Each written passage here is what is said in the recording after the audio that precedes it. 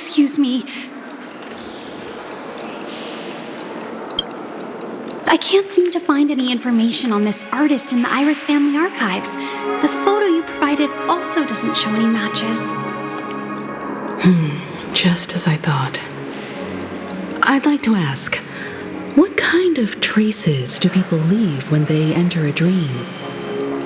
Are you referring to the records when you enter the dream pool? The equipment will monitor physiological indicators such as heart rate, blood oxygen levels, and body temperature in real time. This data will be included in statistics and handed over to the family for the screening of any data anomalies. Immediate action will be taken once any illegal behavior is detected.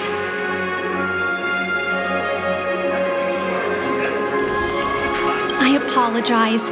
The hotel does not have access. This information is managed by the Bloodhound family.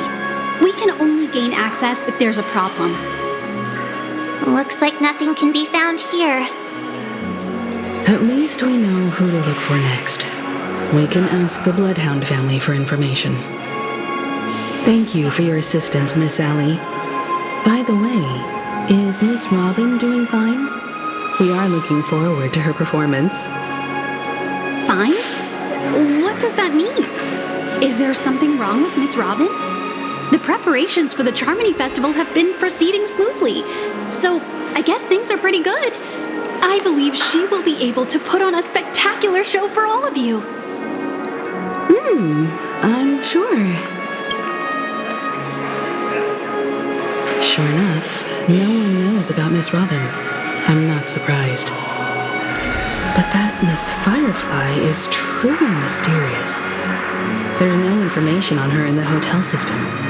Even if she's a stowaway, she should have a disguised identity after entering the planet. She's also in the running for the legacy. How is she going to sneak into the dreamscape unnoticed? Is there any other way to enter a dream? Besides the hotel? The Memo Keepers have abilities that are difficult for normal people to comprehend. In the memory zone of Penacony, they thrive effortlessly, a fact proven to us by Black Swan. The hacker girl from the Stellaron Hunters used extraordinary means to unlock the Dreamscape Hotel's seal. According to the scene witnessed by him, it is likely that they are behind Miss Firefly's case. The Garden of Recollection and the Stellaron Hunters. Both are possible, but what about the IPC? Since they want Penacony all for themselves, they're bound to have a plan. Who are you guys? The Bravo team has arrived at their designated position, ready to execute armed evacuation operation. Boss, get moving! Armed evacuation? Boss, aren't you drunk? What do you know? It's more efficient this way. Just don't let the director find out. Act first, report later. Understood? Help! Help me! I spent all my year-end bonus on the snowball! I don't want my name on the department's major disciplinary notice! Hey, check it out! That voice. Could it be the IPC workers from Bellabog? To all guests, the IPC will be conducting special operations within the hotel. Please follow the staff in charge of evacuation to the designated safe zones, or compulsory measures will be enforced. I'll request a beating for you lot! You've been told not to drink during work hours. Take him back to the hotel room.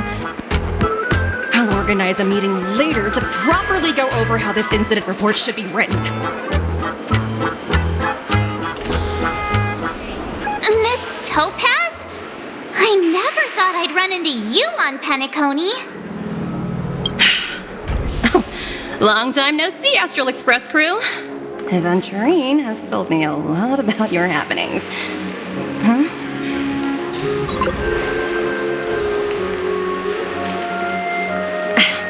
It's fine.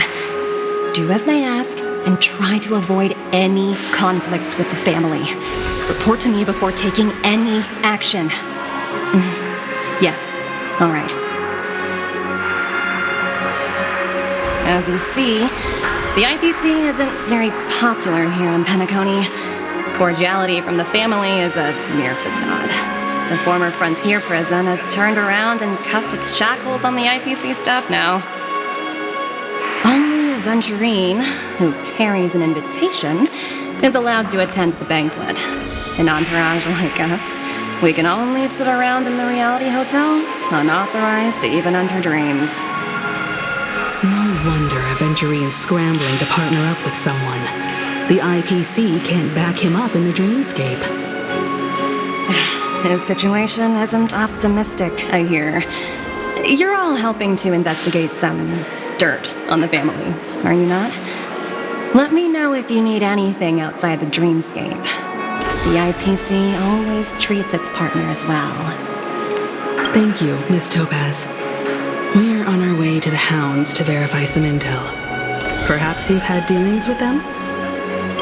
Yep, they're tailing us right now. Why not go and talk to them? It'll take the spotlight off me. Being constantly stared at is really uncomfortable.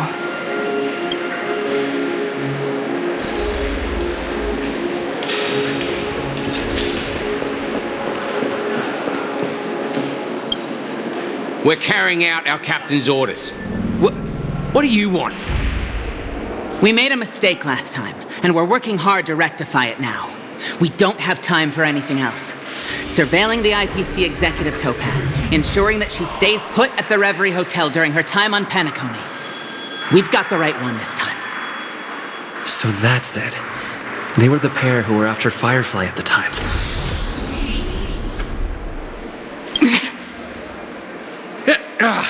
It's you again. Back for more trouble? We're not afraid of you this time. Well, spit it out. Stop bothering us if you've nothing important. So you know each other. Why do you keep running into people you've beaten up before? That's right. We're investigating a murder for the family. Can we speak to your captain about the case? Well... Hey! The security officer instructed everyone to shut their traps before he returned from Dream's Edge. What murder? You'd better stop spouting nonsense. Yeah, that's right. We have nothing to report. Please leave. Looks like they're not going to cooperate. But they did at least tell us that the captain is at Dream's Edge. Why don't we just look for the security officer then? It's probably Gallagher, the one he mentioned, right?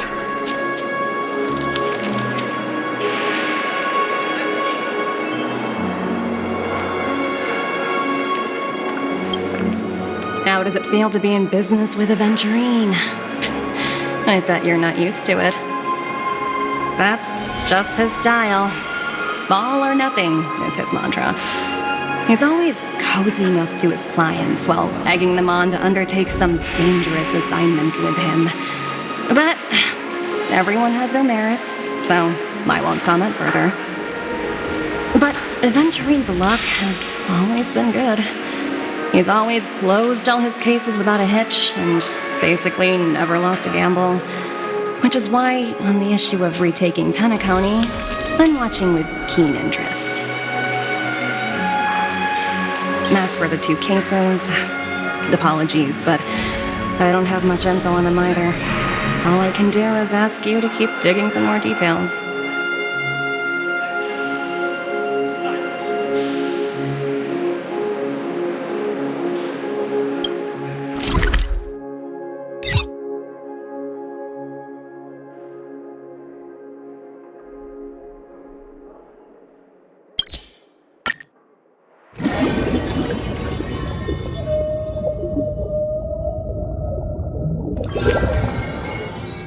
Such tight security.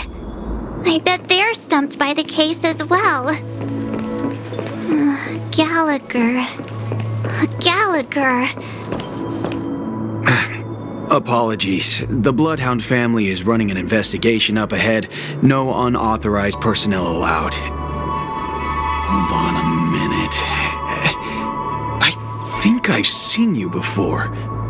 The gray-haired one.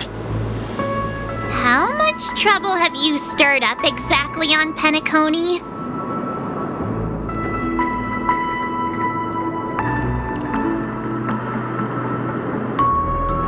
Not possible. It was you the last time, yelling about some clockwork friendship while beating me up with that silver-haired girl.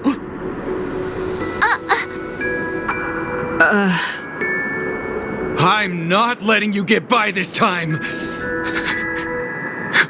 Please leave, or I'll have to get on my knees and beg you. Huh? What kind of heinous crime have you committed now? Hold on, sir. We have documents authorized by the family that would aid your investigation. If it wouldn't trouble you, could we see this Mr. Gallagher? Who exactly is this Gallagher you keep talking about? There's been a few people mentioning this name. Even the one with the gray hair.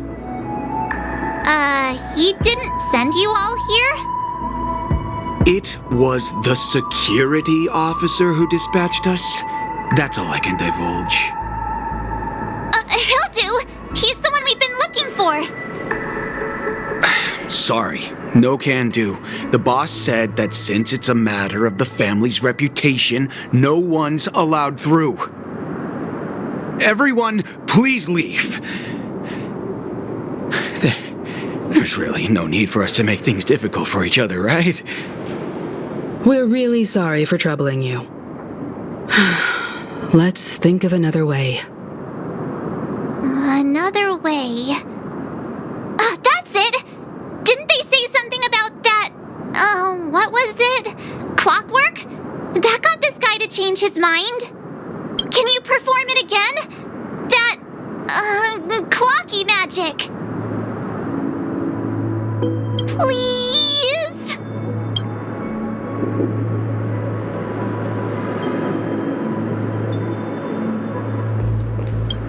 Sorry, no can do. The boss said that since it's a matter of the family's reputation, no one's allowed through. Everyone, please leave. There's really no need for us to make things difficult for each other, right?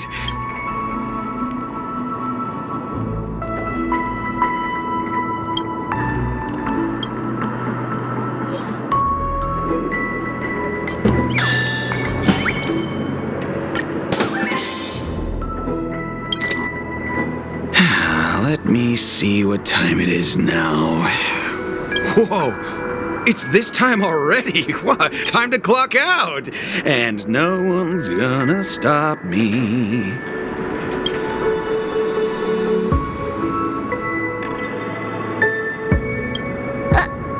What?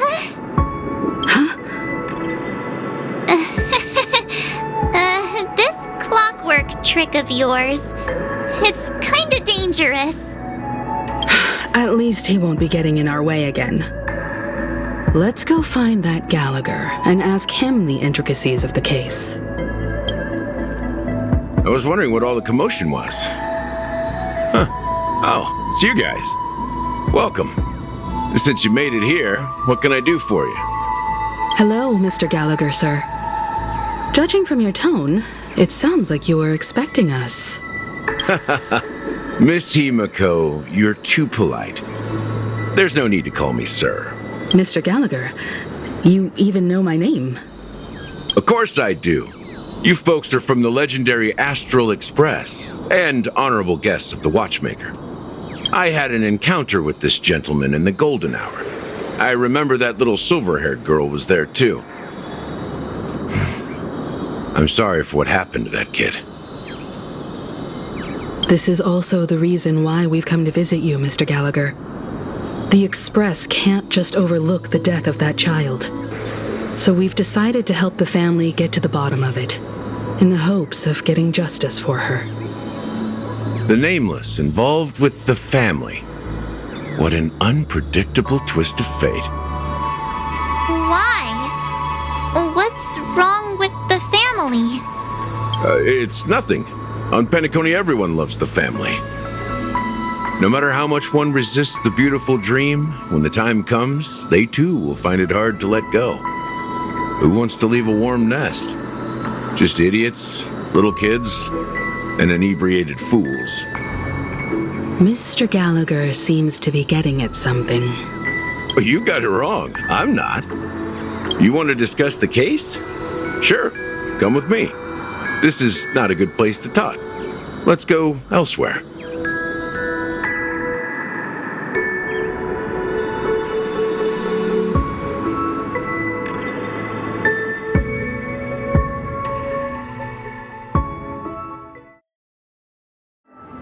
Even after that chilling tragedy, this dream is still running effortlessly. Other than the family of the Harmony, it's hard to imagine any other power in the universe that could sustain a building of such magnitude. The family itself is a huge, perfect building, like a living idol.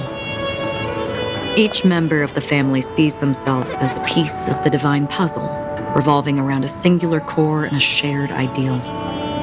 Under their command, they loyally fulfill their roles, offering themselves while also receiving sustenance in return. Interesting analogy. Perhaps that's why Penacony's beautiful dream has persisted for so long. But the human body has its limits, and so does the divine's. That doesn't sound like the kind of comment a Galaxy Ranger would make. Just pointing out the facts. Mr. Yang will definitely have a better sense of what's going on than I do. Why do you say that, Miss Acheron? The beautiful dream is crumbling. But not because of a particular eon, a particular faction, or a particular visitor. Its collapse stems from a certain inevitability of human nature. The family refuses to acknowledge this, and it has ultimately backfired and become a catalyst. As people immerse their souls in the dreamscape, where consequences and pain cease to exist, and only ease and pleasure prevail, they draw closer and closer to necrosis. Regardless of the perceived bliss, death looms as the inevitable conclusion. Also, this necrosis will diffuse and spread. One piece of the puzzle's mutation will eventually cause the entire building to shake, break, and crumble. In the end, the dreams that people built in the name of freedom became the cage that imprisoned them. I'm sure you've gained a lot from this trip, Miss Acheron. Are you willing to share your findings with me? Of course. That's if I remember.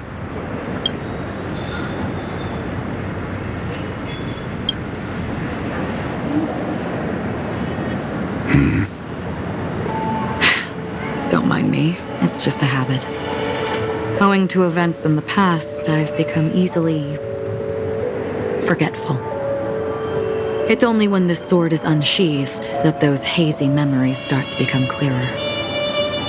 Take your time. That should do it. I vividly remember everything that occurred on Penacony. Ask away. The moment of daybreak. I've heard that's where the Dawn Factory, which processes the foundation of the dreamscape, is located. Behind the dreamscape's song and dance stand many imagination factories. Workers create all kinds of whimsical works day in and day out in their dreams. Then they return to reality and sleep on a narrow bed in a room. A far cry from luxury. They say it will suffice. Experiencing the bizarre and motley dreamscape is the best reward. There I encountered a young woman who had just come of age, the perfect time to indulge in beautiful dreams. Her greatest wish was to one day move to the golden hour and see the magnificent garments she had woven with her own hands. For certain reasons, her wish was difficult to fulfill. But I managed to bring her a garment. Gilded Hour. It's said to be Penacony's currency center. Yes. It is a fortress-like financial city, the economic heart of the dreamscape. The Pepeshi people of the Alfalfa family are there to keep it running, sending blood that is made from money everywhere on Penacony. Everyone there is exquisitely dressed and always in a hurry. The greatest wish of the local Pepeshi people is for their future generations to work in the Gilded Hour. I've never met anyone who is willing to talk. I could only stand at the crossroads, watching crowds of people hurrying like the wind through the jungle of steel, only to deposit the alfalfa credits that they'd earned into the bank's vault. I don't know if they would open the vault door, but before I left, I witnessed a well-dressed Pepeshi person plummet from the sky, while those around him continued on their way, unfazed. I hear the Blue Hour is very romantic. Do you have any tales to share? Perhaps Mr. Yang has heard. There's a large boat called the Eventide, anchored along the Sea of Dreams, where soft music and dancing persist endlessly every night. I ran into a wizened lady there. She was at the dock, waiting for her long-departed lover to return, waiting for countless hours within time that stood still.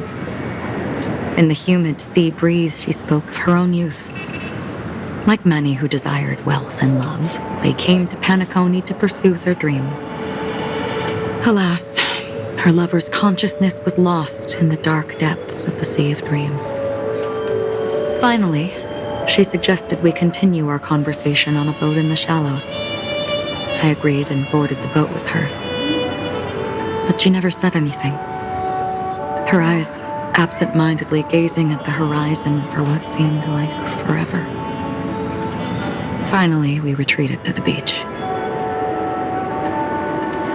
The dreamscape of chic, luxury, and consumerism, the moment of dusk. My companions have been there too. Then you all must have seen those who are attempting to realize their dreams. Or have realized them, scattering money as if it were dust and betting it on all or nothing. Everything has a price, and everything can be bought or sold. Even dreams themselves. I saw an Intellitron there, who was preparing to auction himself. When someone wins a bid under stipulated periods and rules, he would do the buyer's every bidding, becoming that person's very possession. That Intellitron had been auctioned off 12 times, and I participated in his 13th. That was the grandest banquet I had ever attended. But never again did anyone cast another glance at him. This time around, there were no successful bids for him. This is what I've seen and heard along the way.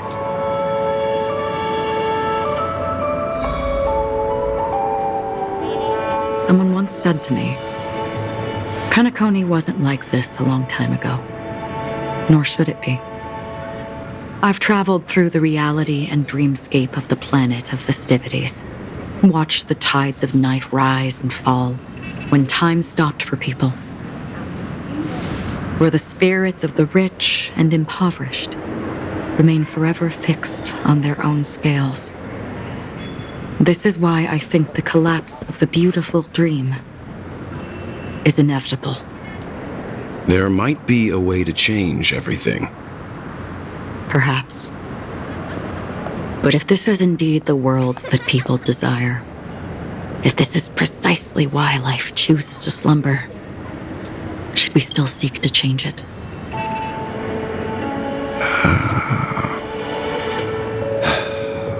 Miss Acheron, now it's my turn to share a story with you.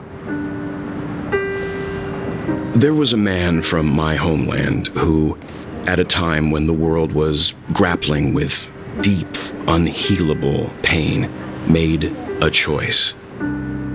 He wove together the dreams of everyone in the world, linking people's dreamscapes, and shouldered this burden himself. From this, he created a giant, a spiritual atom. And since that moment, The giant stood between heaven and earth, becoming the pillar of the world's existence.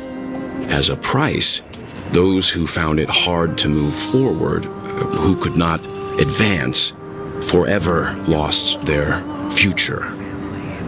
They slumbered in a dream, devoid of disaster and pain, living out their days peacefully in the man's created utopia.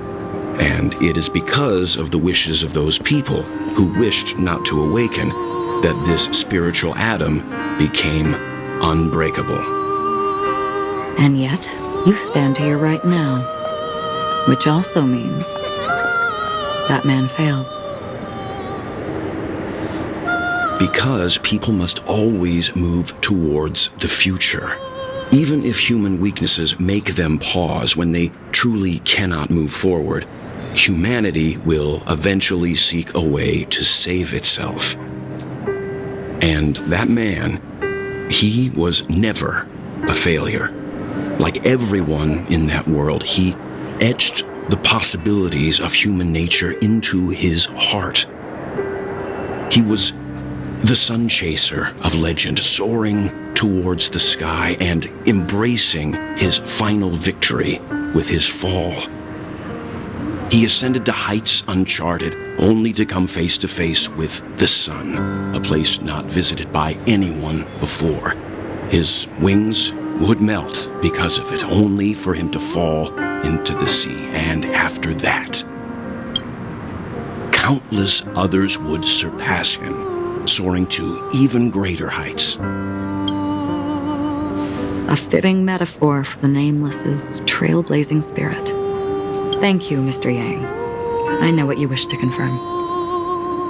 The universe has innumerable similar, yet different worlds. In these worlds, there are innumerable people who look alike, yet don't. I, too, have embarked on journeys, encountering old friends with familiar faces on different worlds, witnessing their destinies follow paths similar to mine. So I will tell you, even if not completely similar, the story you just told, it overlaps with my past. And within that abyssal dream, I ended that man's life. Alone.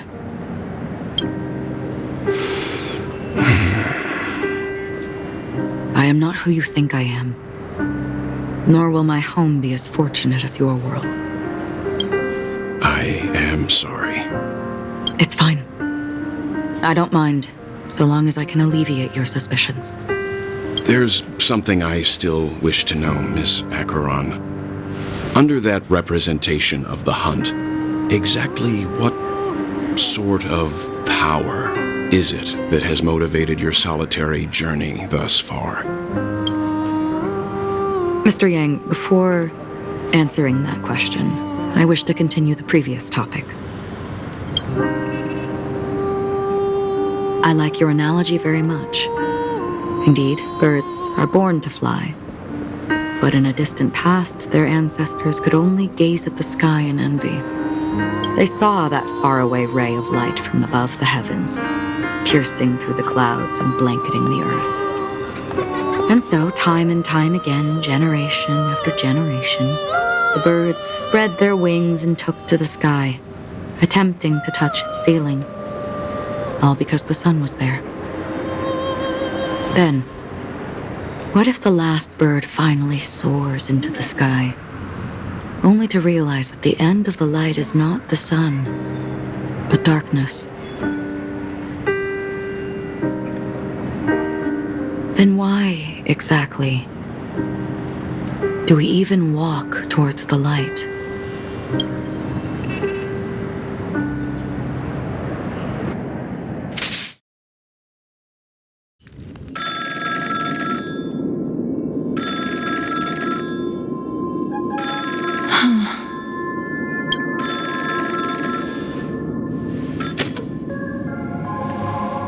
Long time no see.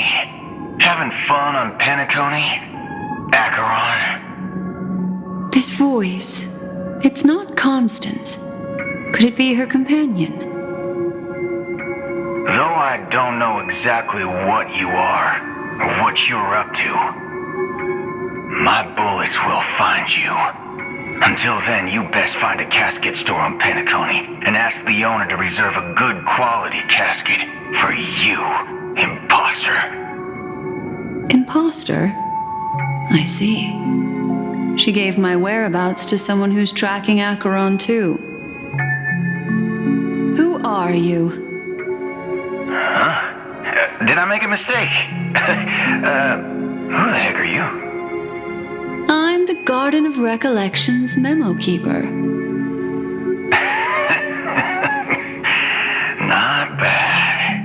This is the kind of tough challenge I like. You that imposter's bodyguard? Never mind. It's fine. I'll leave a round for you. So get that forehead clean and wait for me. I don't know what you're talking about, but you know Acheron, the Galaxy Ranger, yes? I have something to ask you. Are you asking me to write your will? Sure. Go ahead. Not quite. I only want to ask, how exactly did she become a Galaxy Ranger? She's clearly not a pathstrider of the hunt, but you are, aren't you? Tell me, what's Acheron's deal? Sure. Heck, never thought I'd come across an ally. What a stroke of luck. Well, I'll be on Penacony soon. Memo Keeper, go buy a bottle of Asdana's White Oak and warm it up, and I'll raise a glass to you. That lady's passed. Well, nobody knows. But if all you want is a simple answer, sure, you best get a chair and take a seat. That woman, named Acheron, is an emanator who should not exist.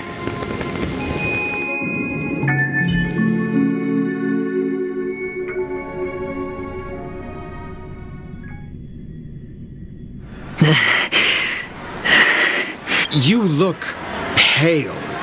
Or is that also part of your act? I didn't think you'd have the nerve to show yourself. I thought this was exactly what you wanted. After all, I faithfully fulfilled my duties as you instructed. Just tell me if you can't hold on any longer. So, the genius of the Council of Mundanites wants to be my Undertaker now. My, what an honor. Yes, and I'm pretty sure the people at the Strategic Investment Department would love to be notified of your death in due time. But let's not forget, you won't be seeing them, because I'm the manager of this task. Great. Then tell your people that Aventurine is ready to go in 17 system hours. Oh, you've got a lot of nerve. How exactly do you plan on completing your task while your hands are tied by the Harmony? My conversation with Sunday convinced me that there's a traitor in the family, and that they hold the secrets of Penacony. So, I took the opportunity to set everything in motion. I even managed to recover the gift money. Things haven't gone this smoothly since I walked through the doors of the Reverie. Now I'm only one step away from victory. Let's just wait and see. Sounds like a very elaborate way. That's all I can say. Have you forgotten, Doctor? You betrayed me. Go. Do what you must. I look forward to the sight of the IPC fleet surrounding Penacony. You've achieved what you desired, haven't you? That's true, but what's your plan? Did you conceal an orbital support beacon in that gift money bag? Well, who knows? Maybe that's why I'm handing out cash even when I'm about to bite the dust. You are indeed a gambler. An insane one at that. Maybe I am. Who knows? Fine. Here, take this. Open it when you're on your last legs. You'll thank me. What's this? Medical advice?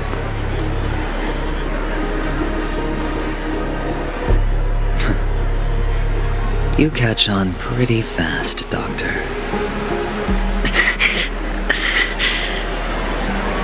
Asking me to solve a case without giving a single clue. How typical of you, you wing-headed scoundrel. But the way you're all on edge about that stowaway, it's just as I guessed it would be. As for now, let the rain of wealth from the IPC fall evenly on everyone.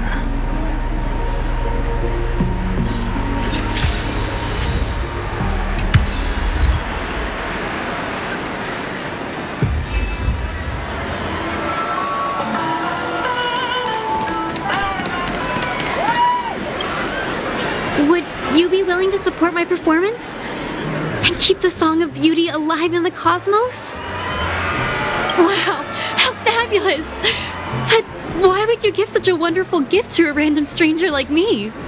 Well, you see, I can't bear to see anyone in this sweet dream suffering from poverty. That's incredibly kind of you. Thank you so much, sir. If you ever get the chance, please, feel free to come by and indulge in my singing. Sure thing. Oh, by the way, do you happen to know anything interesting about death? Death? That's a pretty scary topic, and it doesn't really match the mood of this sweet dream. Oh, you see, I'm a tabloid reporter collecting ghost stories in Penacony. As you know, the more chilling the stories, the more attention they get. Maybe you could help me out. Well, if you're up for some gossip, it's not about death, but there have been some rumors about a guest at the reality hotel who fell into a deep sleep and didn't wake up. It was like they were in some sort of coma. Nobody knows what caused it, but luckily the customer eventually regained consciousness. Well, all customers are under the protection of the family, after all. Thank you. This will make for a very juicy headline. May Shibe protect us. Unexplained coma. That's actually what happens to your body if your brain dies in a dream. But unfortunately, the customer ended up waking up in the end.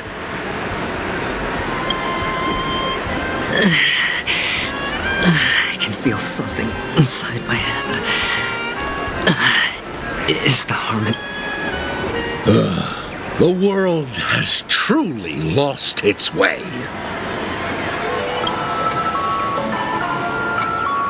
You... Wait. I get it now. This is some sort of prank show, right? You must have some cameras set up around here to film yourself doing good deeds, right? You youngsters are always looking for a quick way to get an audience. But you know what? A truly great show never comes easy. A great show will start soon, old man. But before that, I need to ask you something. Do you know where I can find death in this dream? Ah, I see. Another fearless youngster looking for death, huh? Well, let me give you a piece of advice. Don't think you're the first one who's ever thought of that idea. Death? Not even remotely innovative. I bought it from Dr. Edward. claimed it was some exclusive fancy schmancy stuff. Oh, but what a disappointment. The effects were awful. First, some monster covered in eyes stabs you in the gut, and then all you see are blurry glimpses of buildings and lights. The sky was spinning so fast it almost made me puke. Is that all? Yeah, what else can you expect? Don't put too much stock in the Penacony movie industry. They even call this junk groundbreaking art. Can you believe it? What a joke. Well, I'll leave you be then. I hope you have a wonderful day. A monster covered in eyes. That sounds like the Memory Zone meme. But buildings and lights... I don't think those have anything to do with death. Oh, that whole dream bubble was probably created using rumors and gossip.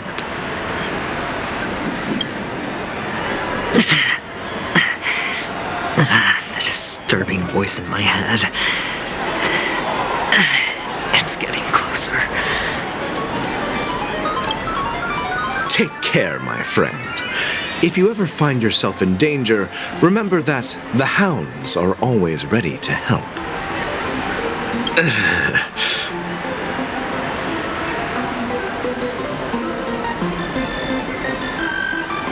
You don't look good, my friend. If you need assistance, I can contact the hotel and have them wake you up forcefully. That won't be necessary. I have some business to attend to. But thank you all the same. All right, then. If you ever need help, don't hesitate to reach out to us hounds. Well, actually, I do need a favor. As the most outstanding hound in Penacony, have you come across any stowaways recently? Stowaways? How could there be stowaways in Penacony? We've never had anything like that before. All right. Good luck with your work then. What was I even thinking? Family would never share intel with the IPC. Does everyone have to go through so much torment before joining the family? A sip of liquor, a blissful reprieve, to drown 1,000 sorrows. Let worries leave. I know I have what it takes to become a poet. Oh? You're giving these gems to me? Didn't expect to meet such a generous soul in this place. Or are you just pitying me? Well, it really doesn't matter. As long as I have Soul Glad, that's enough. This is just a dream after all. You really shouldn't drink so much Soul Glad, my friend. It's not good for your health. Oh? Maybe I really should quit. But not before meeting the Devil of Soul Glad. The Devil of Soul Glad? Care to elaborate? Yeah. It's a seahorse with a long neck. They say it loves to appear to drunk people, especially the ones who are passed out on the side of the road.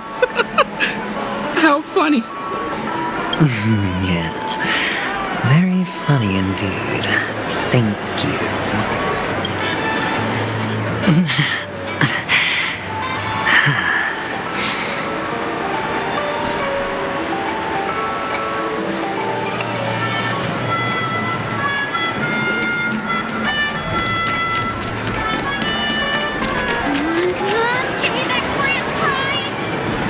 Not enough credit?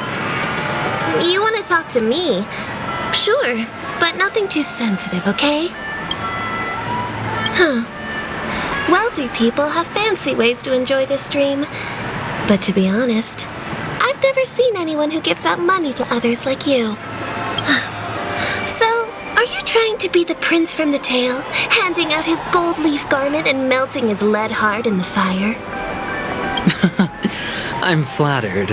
I'm no prince, and I just thought these gems would help you speak. So, as an investigative reporter, maybe you've heard something about death? Ah, another curious soul. I see. Well, that was actually the topic I was most into when I entered the industry. But my boss shut it down. How did your boss talk you out of it? Well, she simply said, covering baseless urban legends like that would make us look like some third-rate tabloid. I thought about it, and she had a point.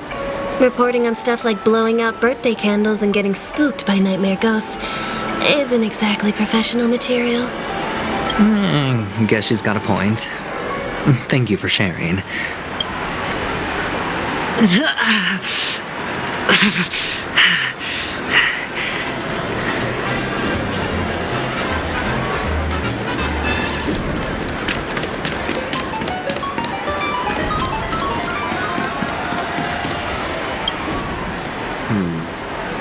Were you wanting to talk to me? Sorry, I thought you were checking out something behind me. Is this a gift for me? Are you sure this isn't some kind of mistake? Yes, it's for you. Just take it. Is this for real? Someone is actually giving me a gift. Not for my parents, but for me. Thank you. Thank you so much. No, it's not much. I just want to ask you something. I knew it. What's on your mind? Are you trying to ask about my father or my mother?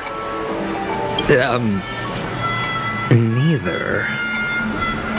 I just wanted to know if you've ever heard about death in the dreamscape. Oh, you sound just like my father. Always warning me about danger, even in dreams.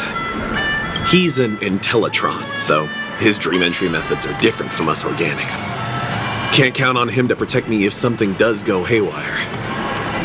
Funny, right now I'm still under his protection. How ironic. Hey, stay positive. Gold will always shine one day, right?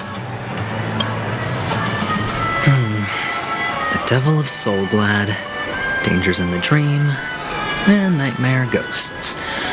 Well, surely death is a popular topic in this.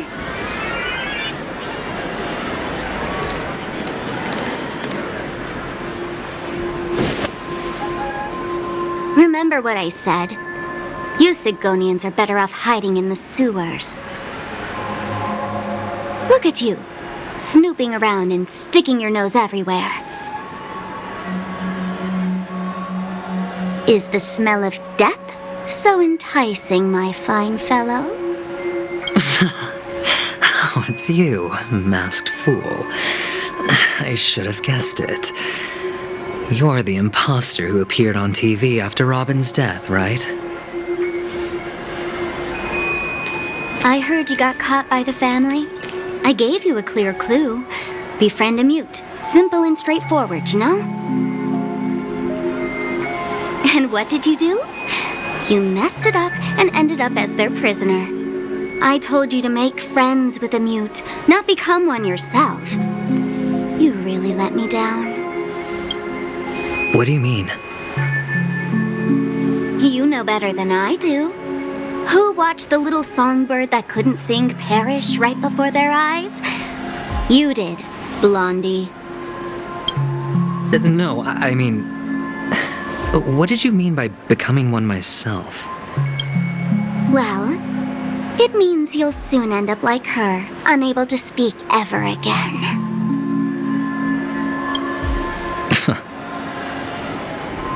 But it's a good thing if you ask me, because... Because I'm getting closer to the truth, right?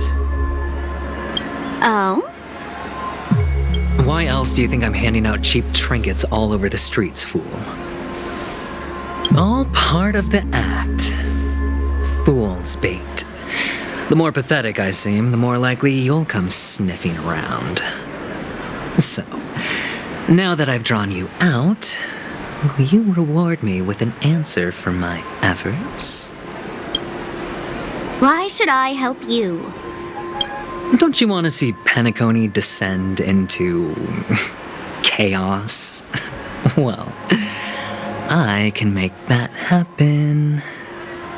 I just need an answer to one question. Back then, when you asked me to find a mute, did you really mean Robin?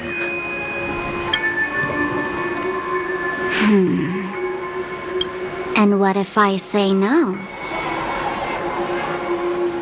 Then I'll thank you. Oh, the word no has never sounded so pleasing. Well done.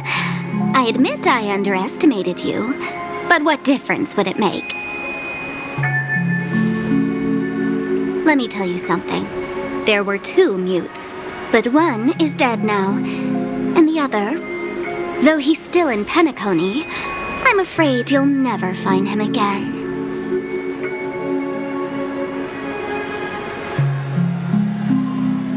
Now I'm completely sure that I was on the right track from the beginning and never strayed, fool. Right now, there are only 2 things missing from my grasp: the meaning behind the truth and the means to expose it. How impressive. That's quite a fancy way of saying I haven't learned anything so far. Not exactly. I've gathered enough clues to prove its existence, and that's enough for me. As for the answers to my questions, I'll find them within 16 system hours. Oh, really? Only 16 system hours? Well, let me lend you a hand. Here you go. This is my precious, mutually assured distraction button, and I have one just like it. When either of us presses it, the other and the whole of Penacony will go up in smoke. If you're really so desperate for the IPC to take over Penacony, blowing up the chessboard isn't a bad idea. Start from scratch. That's where the IPC excels, right?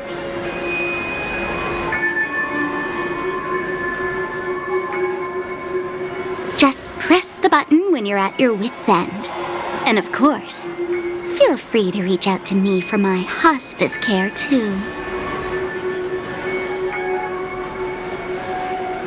Oh, a deadly button, huh? Well, I guess the family didn't take your threat seriously at all. Otherwise, how on earth did you manage to bring it in here? I have my own ways. That's all you need to know. Well, I'm afraid I'll have to decline your offer. Who knows if your little gadget will actually work.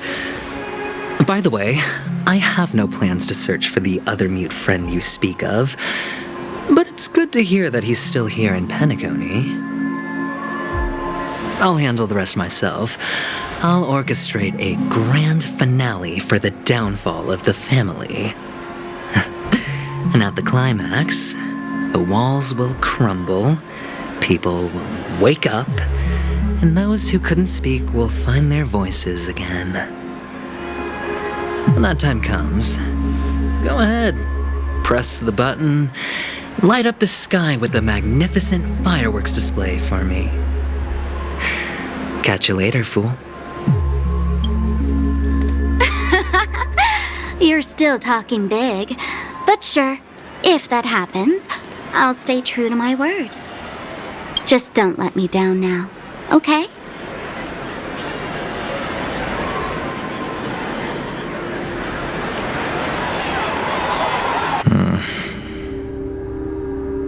So, number 35, you're back. Like your new lucky charm? Can a commodity code really be considered a lucky charm? Silence! I didn't give you permission to speak, you Sidonian hound. The guys in black didn't say much, so I've no idea what you did to save your skin in that massacre back in the day. But I figured you must have had good luck, so I bought you. From now on, you and your good luck are my assets. Are we clear? Your first task is simple. In addition to you, I've purchased 34 other slaves. Go and play a game with them. You came out alive after 2 days. It proves that you are the real deal. You're insane. Testing out if you're a good product. Aren't you worried that the money you spent on me will go to waste? I've got stacks on stacks, Blondie. The slave market is never short of self-righteous brats like you. But you look good, and that's why many customers are betting their fortunes on a scrawny brat like you. So go along now, and don't let your master down. How much did you spend? What? My price. How much did you pay for me? Huh. You really want to know? Well, it was 60 tanba. No more, no less. I'll take my chances. 30 tanba. If I come back alive, you'll give me 30 tanba. Deal?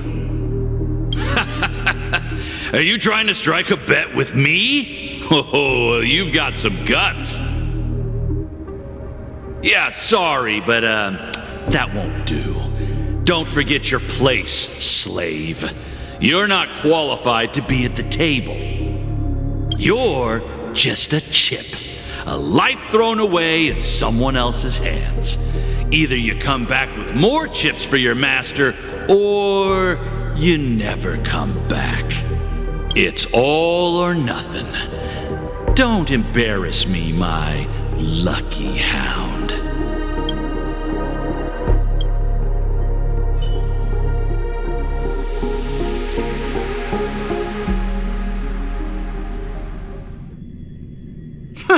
What brings you here, Gallagher?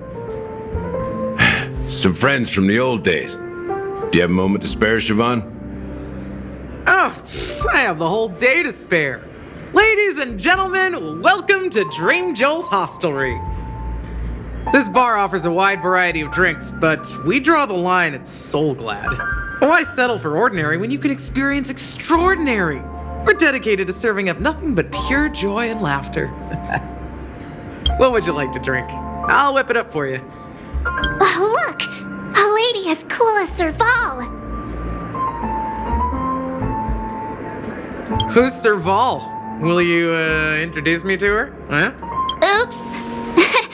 She's heard us. Just spare them, my esteemed bartender. I'll take over the bar today. I'm getting up there in age, and I need some practice before I forget the skills that used to put food on my table. Where did you stash the ingredients?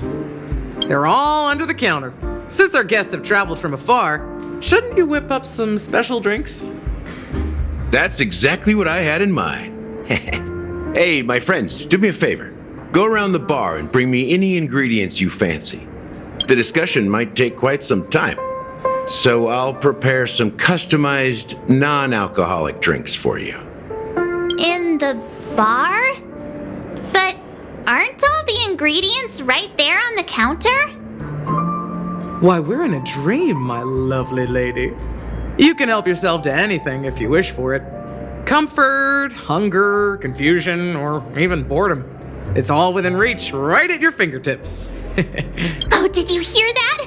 She just called me my lovely lady.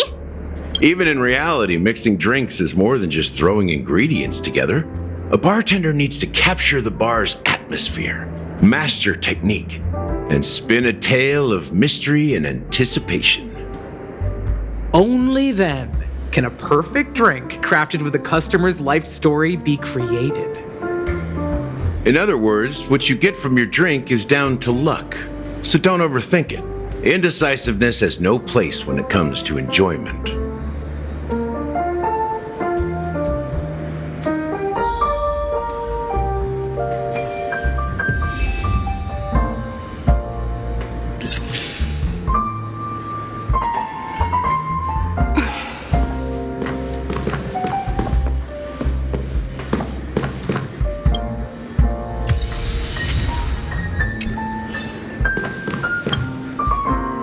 Hey! Look at all these chips scattered everywhere. A few days ago, an actor from the Iris family came. Caused a ruckus with Siobhan. Those chips must have gotten scattered during all the chaos. Nah, it turned out to be a landslide victory. That being said, opening a bar in this place, filled with monsters, is quite a feat. Siobhan must have a lot of tricks up her sleeve, right? You'll have to ask her yourself to find out. But I have a feeling she won't budge unless you impress her with an incredible drink.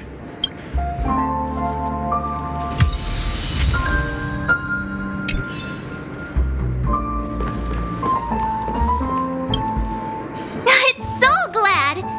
But I thought they didn't sell Soul Glad at the bar. Let's give it a shake. Nice, it's still fizzy and has a long shelf life. That's possible. You see Soul Glad everywhere these days, so it wouldn't be a surprise if someone brought a bottle here. Why don't they sell Soul Glad in this bar? Did something happen? It's all about the bartender's pride. It wouldn't make sense for customers to come here and order drinks they can find anywhere else. That's the mindset I use when I brew my coffee. You're right, Himeko. That's quite a stash. Not sure if it's enough. Stay out of my way. I'm looking for Siobhan. Haven't I made myself clear enough, Miss Amiki? The Dream Jolt Hostelry only welcomes guests who want to enjoy a drink to their heart's content. I'm sorry, but I'm not interested in your proposal. But you have the talent. You'll attract a huge audience. You're destined for the Iris stage, not for this rundown shack. Come with me. We'll become the talk of Penacony, a shining light into every corner of the dreamscape. Please, Siobhan, I really need you. As you see, I'm entertaining my guests. Don't make me repeat myself. Fine. If you don't come along, I'll just sit here and not go anywhere else. Give me a sparkling drink. Sweet. With extra ice. Just one moment. What's her deal? We can't discuss the case with other people hanging around the bar. Hey, can you do that clockwork trick of yours again? Yeah, I'm counting on you.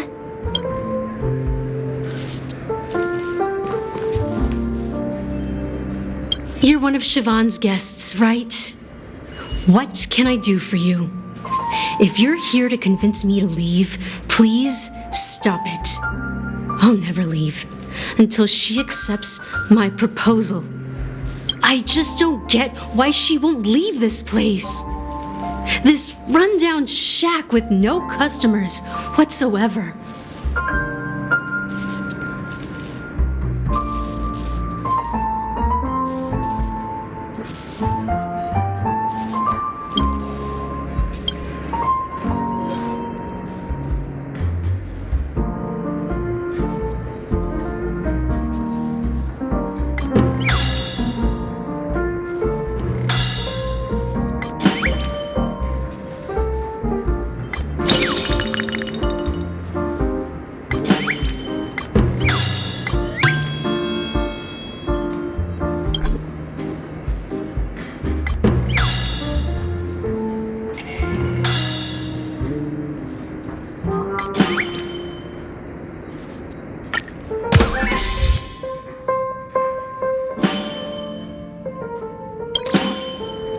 I've seen it. The moment when Siobhan and I share the stage, the crowd is going wild, applause crashing like waves, the aroma of irises fills the air, a beautiful melody playing, ribbons dancing around us, and the taste is sweeter than honey. I've seen that scene countless times in my dreams, and every time it mesmerizes me. That's why I have to bring her back to that world, no matter what it takes. Want to raise a glass, my attentive listener? Let's consider it a toast to my far-fetched dream.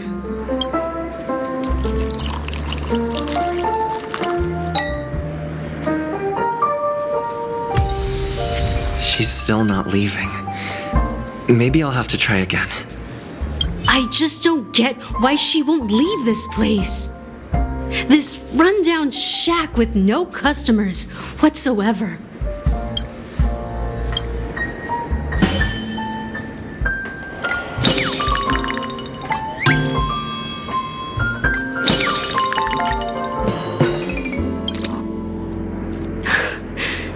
It's ridiculous, right? Our paths were never meant to cross, yet I'm still holding on to her.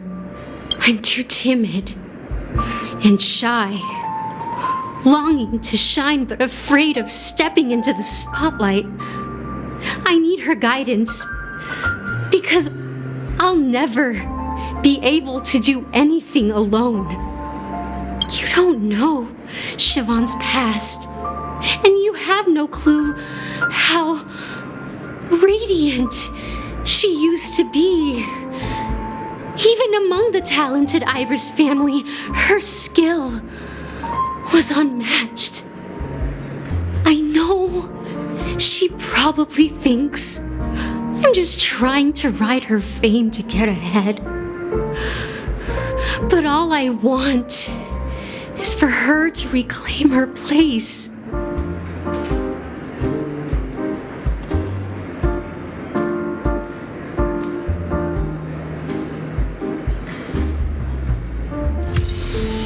She's still not leaving. Maybe I'll have to try again. I just don't get why she won't leave this place.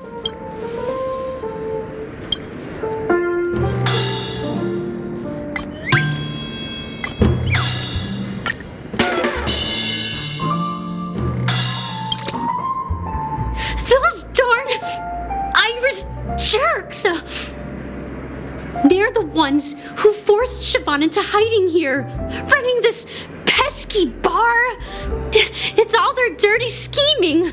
I get it now. She's not leaving because she doesn't want to run into them again. I can help clear the way for her. I can do her a favor.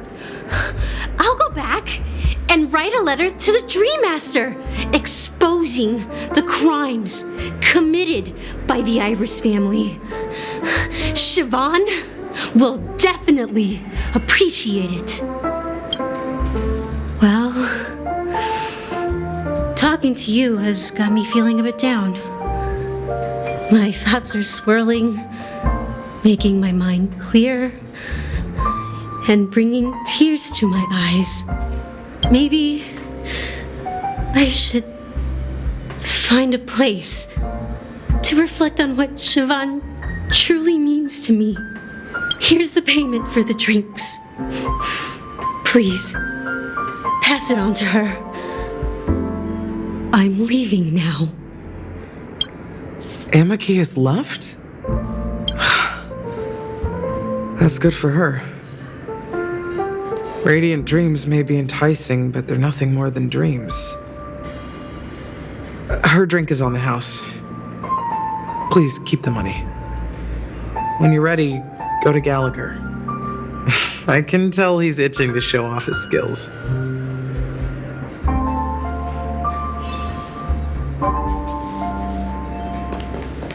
That being said, mixing a drink is way simpler than you'd imagine. Just pick your favorite ingredients, toss them in a glass, mix it up, and it's done. So go ahead, explore the bar, and bring me any ingredients you prefer. Nice work. Let me take a look. You found some interesting ingredients there. Now take your pick. Each drink has its own unique flavor, and the base ingredient sets the tone for the initial taste and the lingering aftertaste. So, which one would you like to use as the base?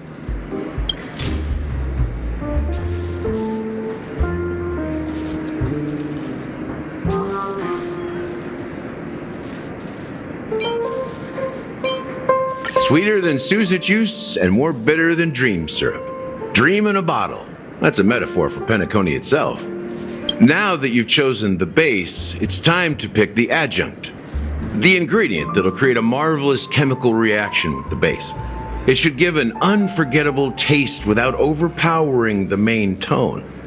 So, what's your choice for the adjunct?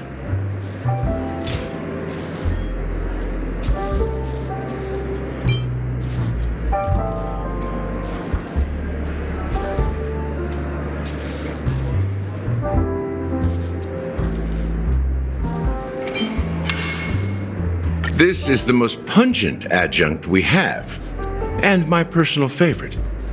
Before Mikhail left, the wrinkles at the corners of his eyes had deepened like knife cuts. He mumbled, his breath too weak to climb up his throat, caught up in his chest. But I could smell it. The lingering scent of Penacony itself on that night. Mikhail. Almost there. Let's pick a decoration. Which style do you prefer? Anything you need, I've got it. Concentric circles. May you always remember where you started. Well, it's done. Here's to you, seeker of truth, with this glass of farewell, my lovely, to unfinished business. Well done, Gallagher. You're not over the hill yet. So, are you satisfied? Oh, the flavors!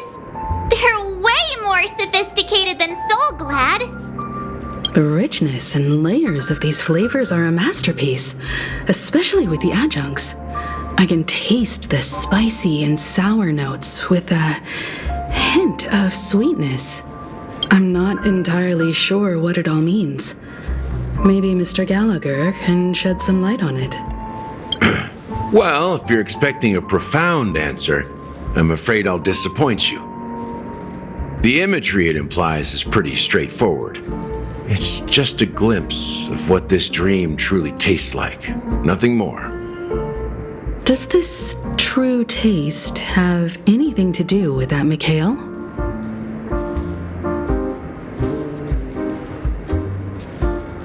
Yeah, that name does sound familiar.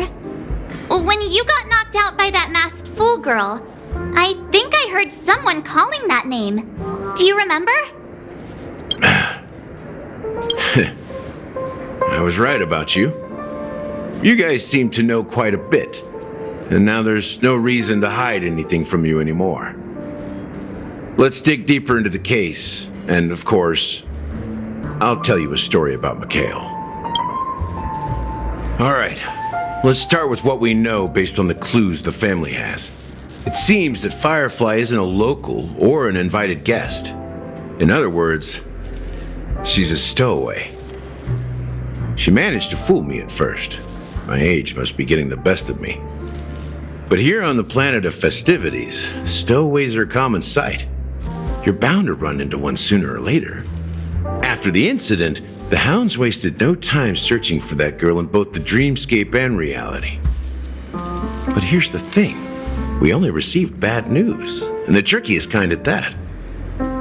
She simply vanished, leaving no trace in the dreamscape or reality, as if she had never come to Penacony at all. Huh? Does that mean Different? Are you suggesting that girl wasn't actually killed? Come on, aren't you a witness in this case? Let me be frank. This case, actually, is unlike anything the Bloodhound family has dealt with before. Dealt with before?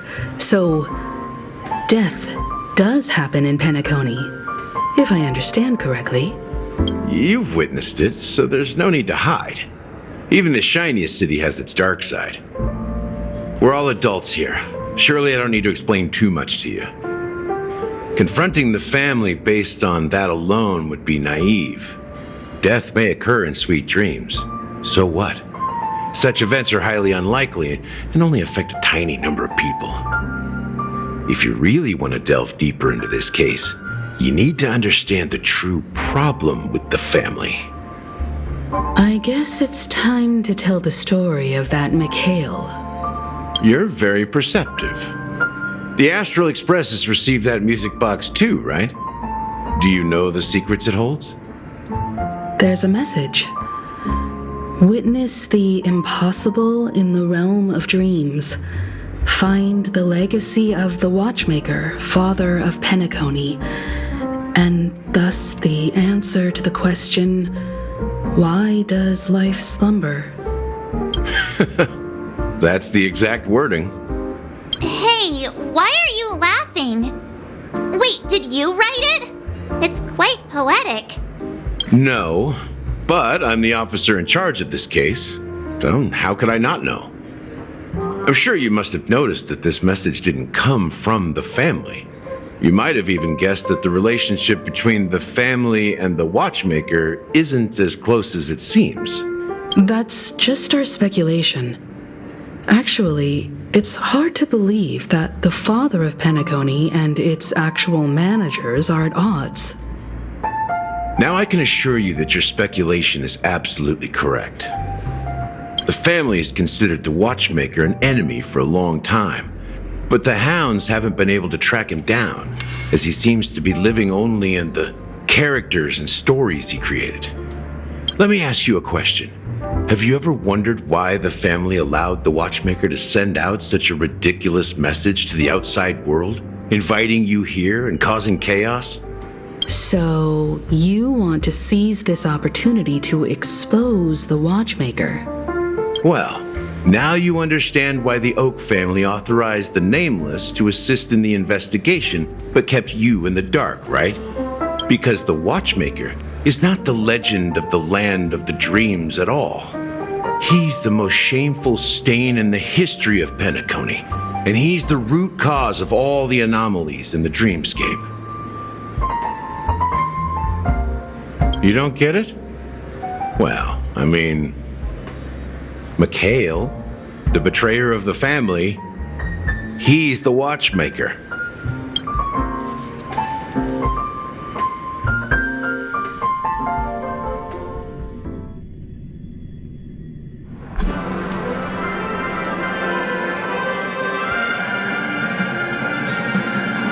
Here we are, Clock Studios Theme Park, the most popular entertainment center in Penacony. Wait, aren't we supposed to be discussing the Watchmaker? I would have expected you to take us to maybe a library or an archive room of sorts. But an amusement park? The culture of a city reflects its history in the most authentic way. To you, it's a fun place. But to me, it's a prison for the planet's past. You know that Penacony used to be the IPC's prison planet, right? All the prisoners were brought here, helping the Garden of Recollection salvage the leaking memoria from the macrovoid.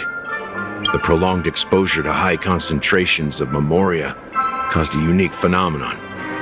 The dreams of countless prisoners intersected and overlapped, and people started meeting each other in their dreams, living lives that were almost identical to reality. But everything has a price, and sweet dreams are no exception. In the end, the dream world was unable to alleviate the suffering of prisoners in reality. One of the prisoners broke free from the IPC shackles and fought for freedom. He is Hanu, the great leader of Dreamville, the great peacemaker, and the faithful companion of the underdogs. History is always written by the winners. However, it's undeniable that Clocky is an animation that draws from Penacony's actual history. These characters not only exist in Dreamville, but also in the distant past. Once you realize this, you'll understand why we're here. There are so many members of the Bloodhound family around here. They just received a lockdown order, supposedly from Sunday himself. Who knows what it's for?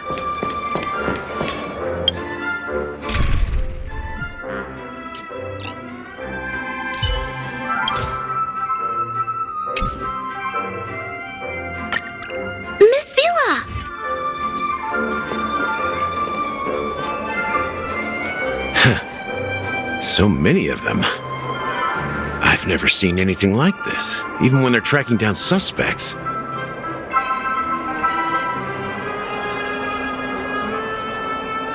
Well, it's a masterpiece from the family, after all. Besides the followers of the preservation, the family members are the best at creating mind-blowing marvels. Let's find a quiet spot and continue our conversation. View here is great, right? We can see everything from here, including Clocky. If all the characters in the animation are based on characters in reality, then Clocky's counterpart is definitely the Watchmaker. In the animation, he's Hanu's partner and one of the founders of Dreamville. Does that mean the Watchmaker was personally involved in that war and sided with Asdana? It was a monumental war for freedom. Hanunu fought alongside a motley crew of masked fools, nameless, history fictionologists, mourning actors, omen vanguards, even visitors from beyond the sky. In the end, they emerged victorious. Among them was the person who would eventually be known as the Watchmaker. But if you do the math, doesn't that mean the Watchmaker was around for several centuries?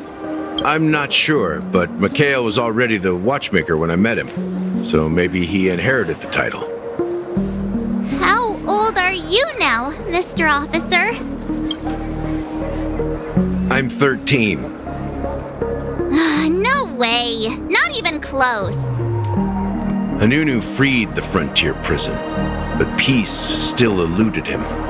With limited resources, threats from the outside world, and internal conflicts between major prison districts, the future of Asdana was uncertain. It wasn't until the Watchmaker approached the family with the idea of turning the prison into the planet of festivities that Penacony finally gained its name and glory. Thus, he became known as the Father of Penacony. But didn't you say the Watchmaker betrayed the family? And you said you were his companion, so that means you... No, I'm not his companion, but rather one of his many children. But I am indeed a traitor. Not to the family, but to Mikhail. What did you do? I did nothing. And that's the worst betrayal of all. Just like you, I had close companions. We dedicated ourselves to Penacony. But the Oak family, they set us up. Mikhail was too old to protect his children anymore. So we left the family to find our own path. We were branded traitors of the Harmony, even though the true traitors were someone else. While they continue to praise the Watchmaker's name in the world, behind closed doors, they condemn him on a pillar of shame. Nevertheless, we wanted to clear his name.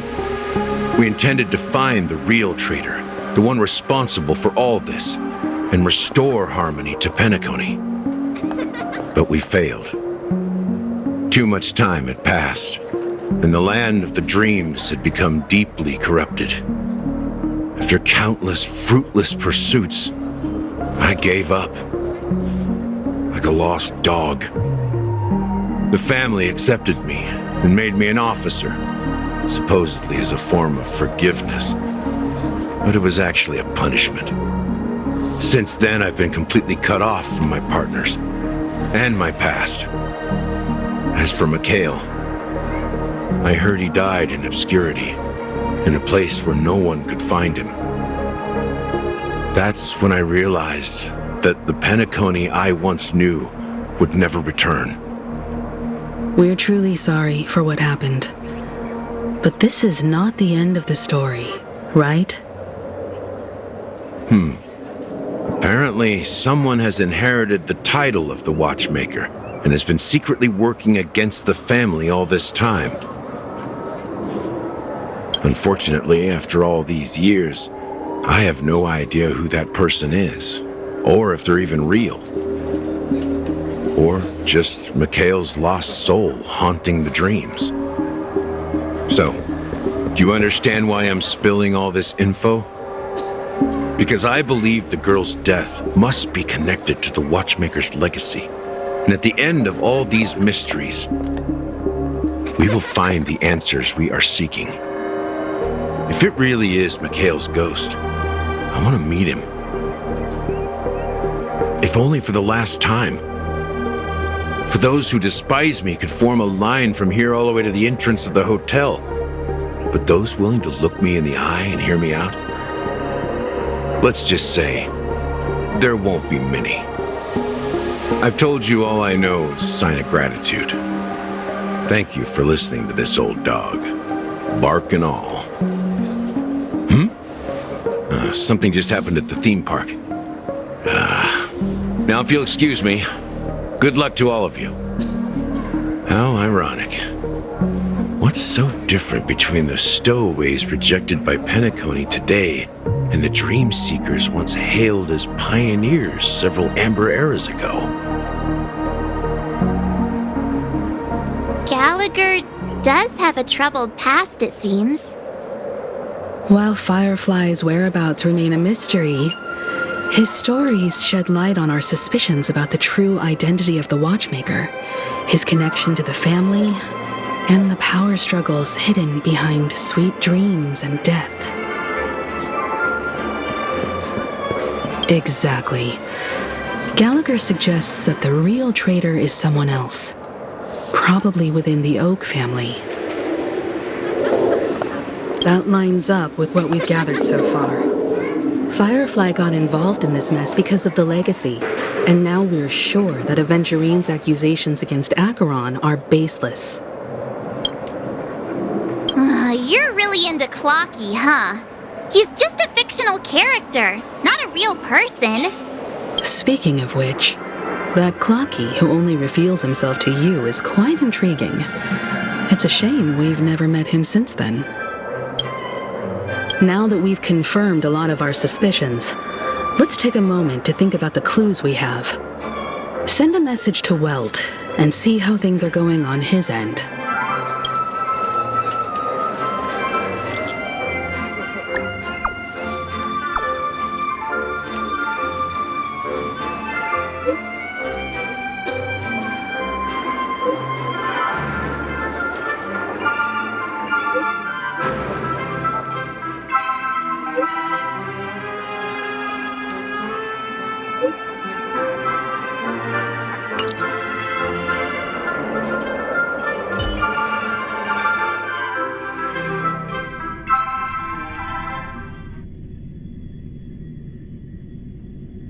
Are your companions worried about you? They're just checking up on me. Let's get in and get out. Seems they've made some progress. Looks like we're about to enter the depths of Dewlight Pavilion. It's been a smooth ride. Almost too smooth for a heavily guarded mansion. Let's see if there's anyone waiting to greet us.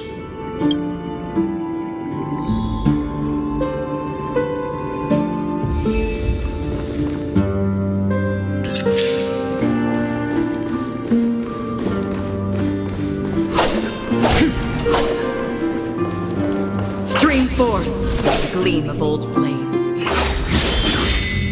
Something feels off. A grand mansion like this and not a butler or servant in sight.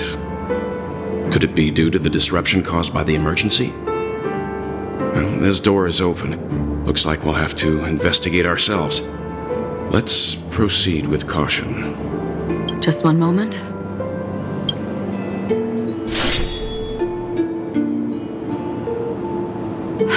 Light. I've made myself less noticeable. The crew can explain their presence as authorized by the family, but I can't come up with any excuses for being here. I see. What an interesting technique.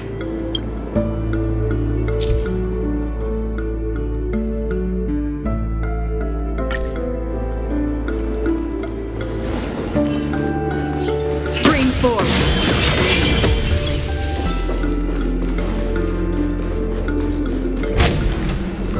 The model in the sand pit. It's the golden hour, isn't it? Maybe the heads of the family used that model for discussing important matter, and the footprints here are different from the rest. There are 2 sets of them.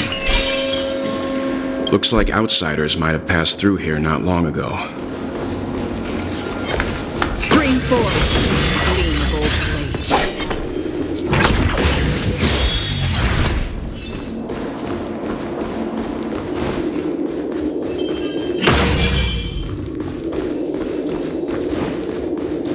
Stream forth. Gleam of old blades.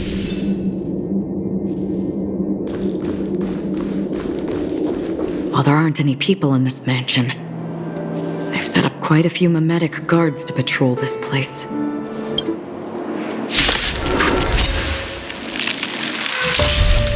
This is where it ends. Destined for oblivion. I weep for the departed. It too shall fall. What a headache.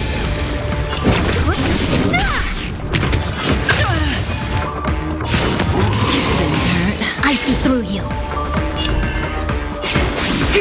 Stand still.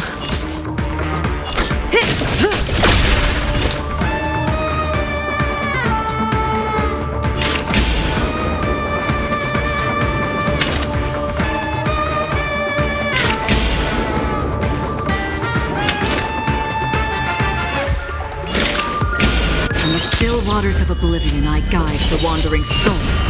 What a headache. Stand still.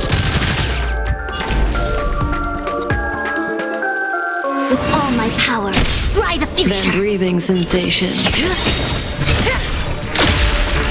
Don't mess with me. Another journey I'll free begins. you from your chains. Disappear among the sea of butterflies. Illusions of the past.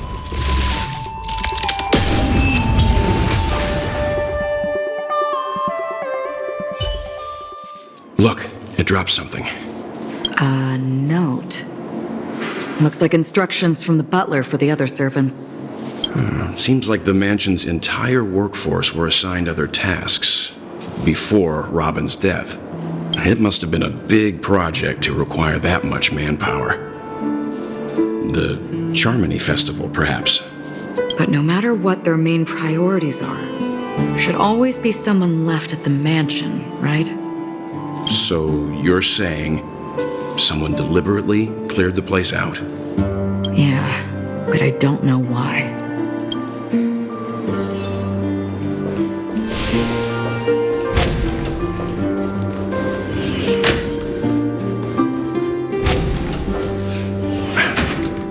No one here either. Since no one's around to entertain us, let's make ourselves at home. Stay close to me so that my white can cover you too.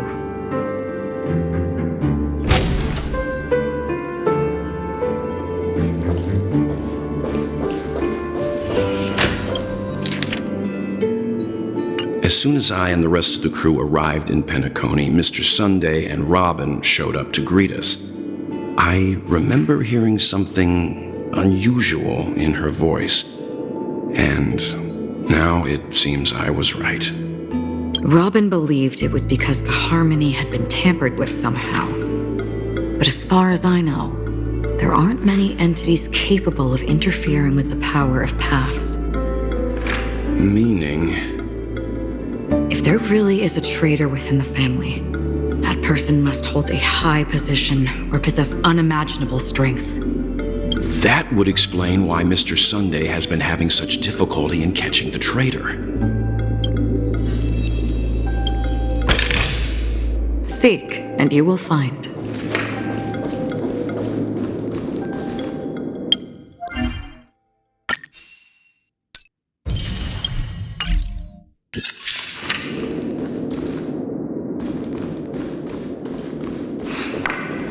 This light cone is securely guarded.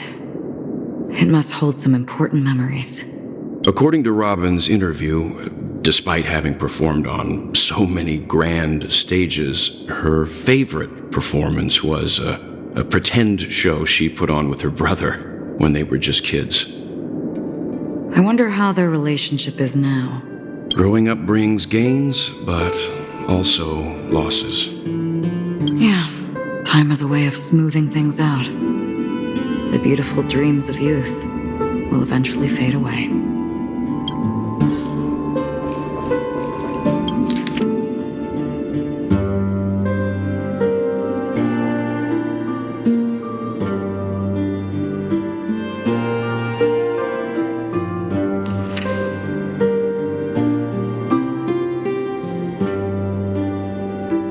The information about Robin, Firefly, and the other victims, I don't see any commonalities among them. Looks like the rumors were right.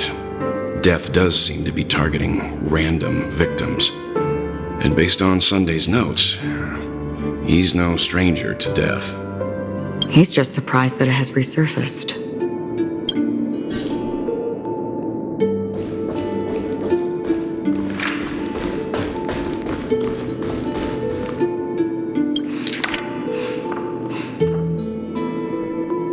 Mr. Sunday has done some serious research on his suspects.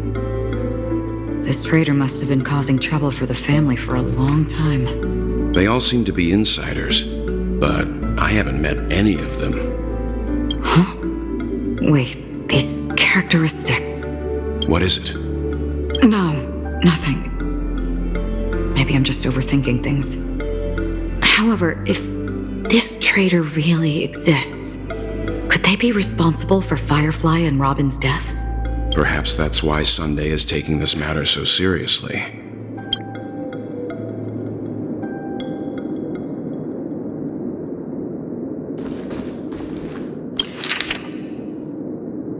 It seems neither the Dream Master of Penacony nor this old Odie is happy with Sunday's recent performance. They don't seem to care much about death.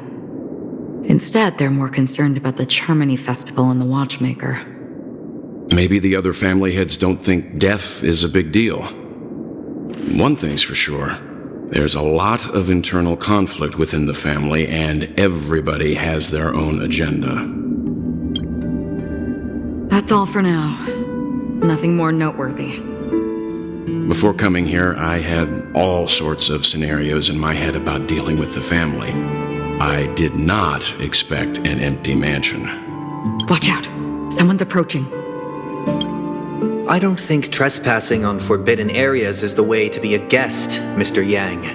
And Acheron? The Galaxy Ranger? Our apologies, Mr. Sunday.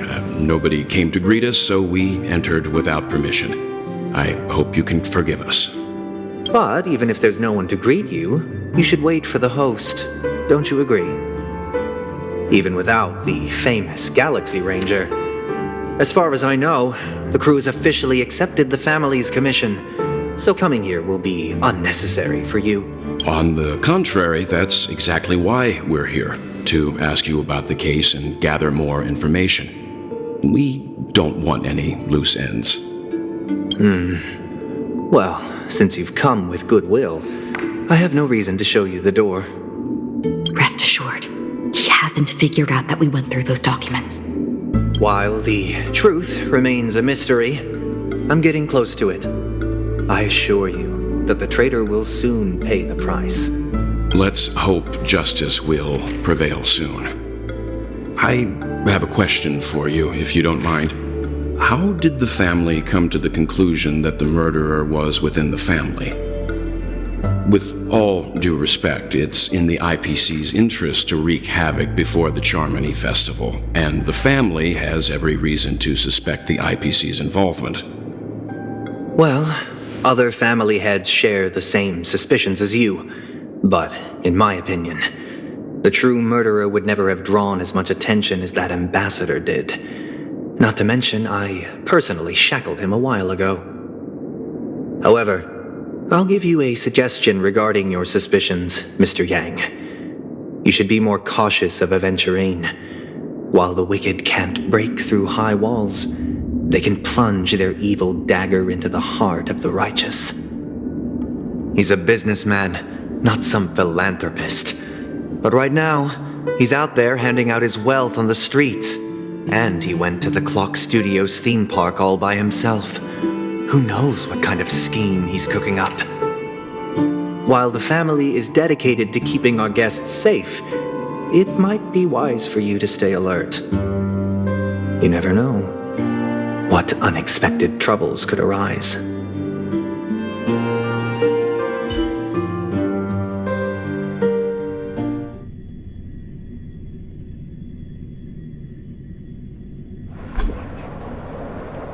According to a Pierpoint hotline tip, there was a major breakthrough in the shocking Ejhazio Aventurine case.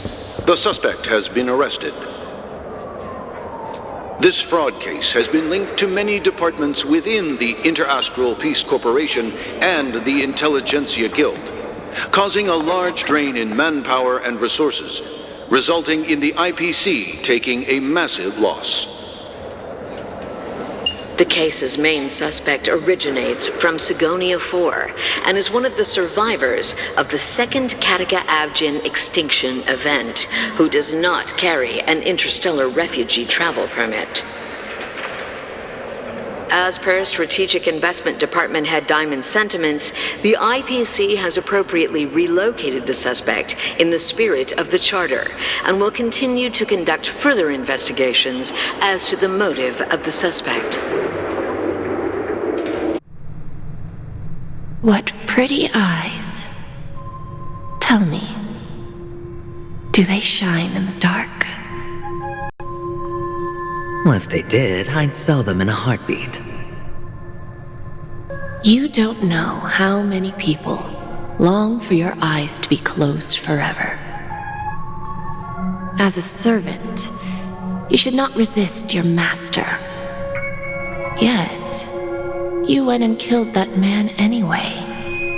No lawyer has the audacity to defend you.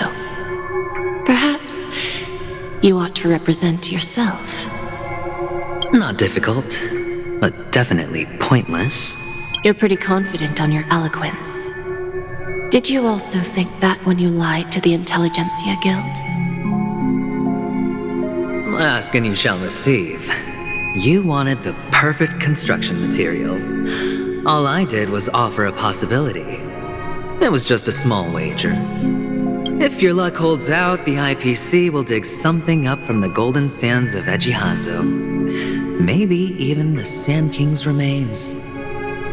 Pity your luck has run out. I'll admit that. What I'm more curious about, though, is why such a grand scheme failed to benefit anyone in the end, including the perpetrator himself.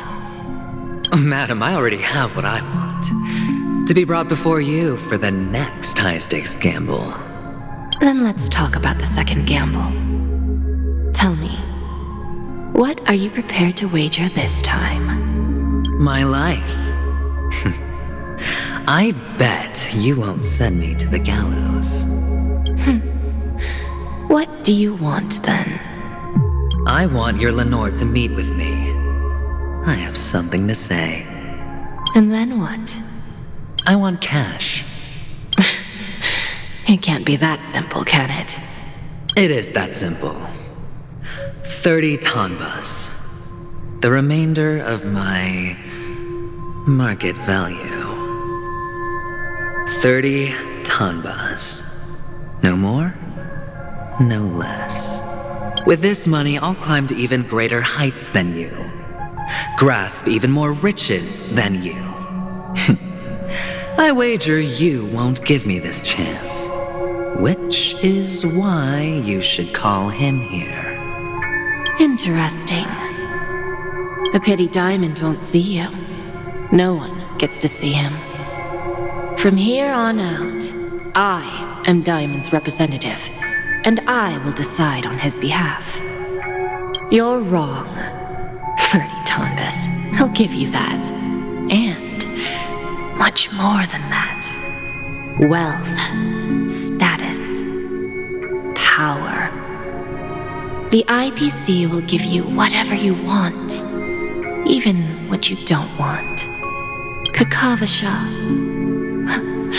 A good name, but unfortunately destined to be buried in the dirt.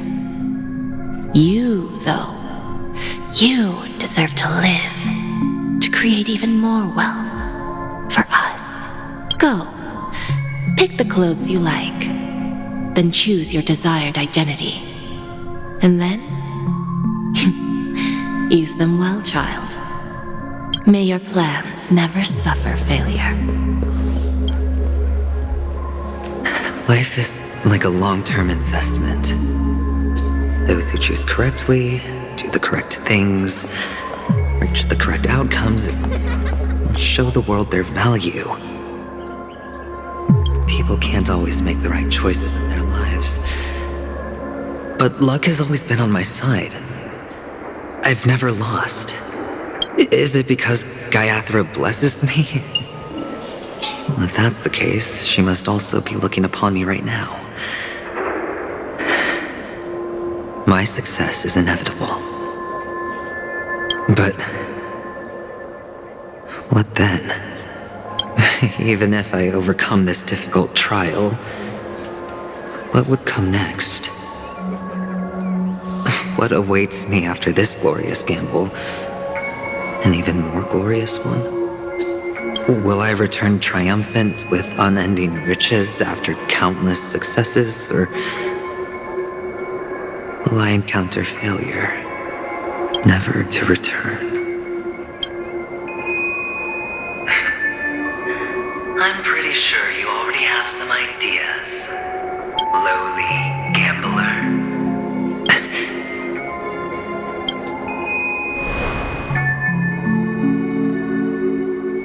What? What?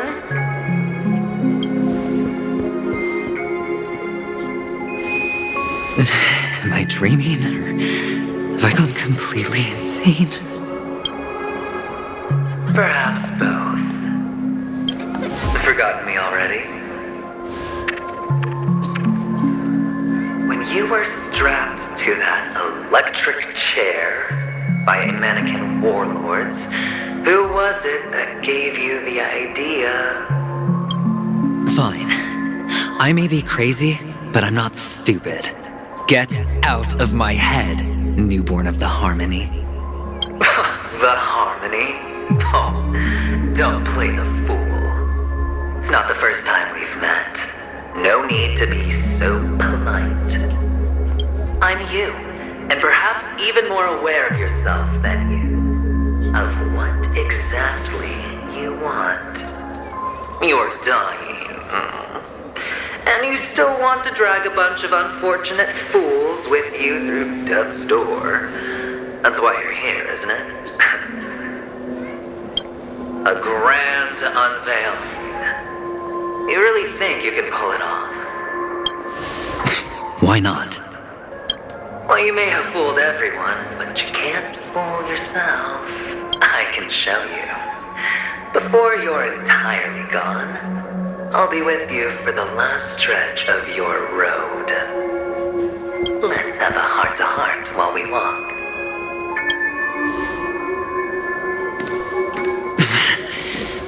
What exactly are you?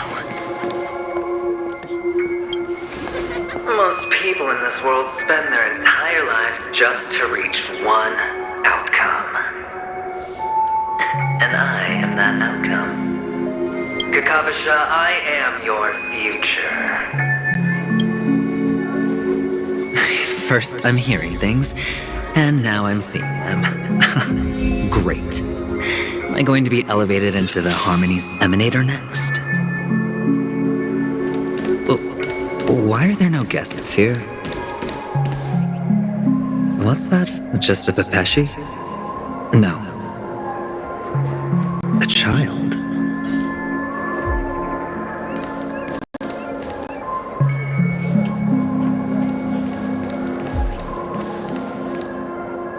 I thought minors weren't allowed in Golden Hour. Hey, kid. You okay? Are you lost? What's wrong, mister? You don't look well.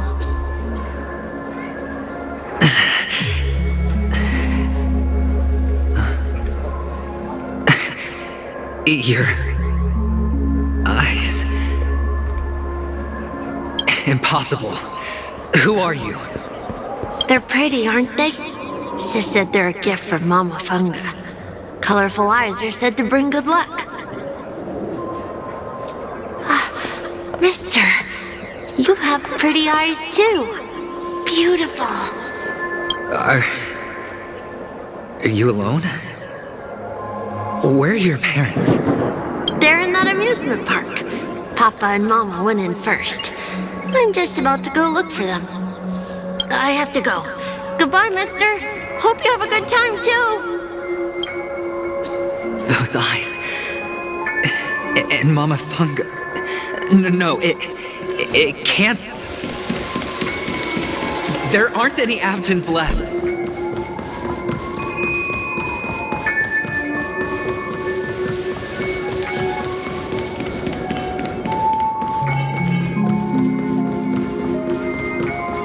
Papa, Mama, wait for me. Only on Penacony, am I right? What are you still doing here? Well, you've known all along. The family truly showed leniency to everyone who came seeking help. Why would there be a need for such high walls and deep moats? However, people don't see it like that. Especially since the flavor of the dream syrup is so alluring. You will receive no charity on Penacony. And relying on your own strength alone to topple high walls? Not a likely fate. Which is why, once you step into the hotel, you remove your high hat and beg everyone you come across for help. Like a hyena scavenging for scraps in the desert. Because you know that opportunities are fleeting. Well, when you put it like that, even Ratio's a teeny peacock analogy sounds pleasant. Well, you know how rare it is for me to give you the straight dope, so listen while you can. It's good timing that you mentioned the doctor. I'm especially fond of what you and he have in common. The conspiracies, calculations. Especially the part about the finale, a magnificent act of betrayal. Oh, when everyone thinks this way, who would even suspect that it was another trap you've meticulously devised? Go on. Tell me I'm right. You know who you really are, Mr. Cavalier Gambler. Uptight, overcautious, massive inferiority complex. You've won so much, and you're still so afraid of losing. They only see your big bets, your bravado, the full house, the straight flush. They don't know the other hand is below the table, clutching your chips for dear life. It's a heck of an act. No wonder the tavern sent you an invite. You're a natural kid. You don't stop at fooling the audience, you fool yourself too.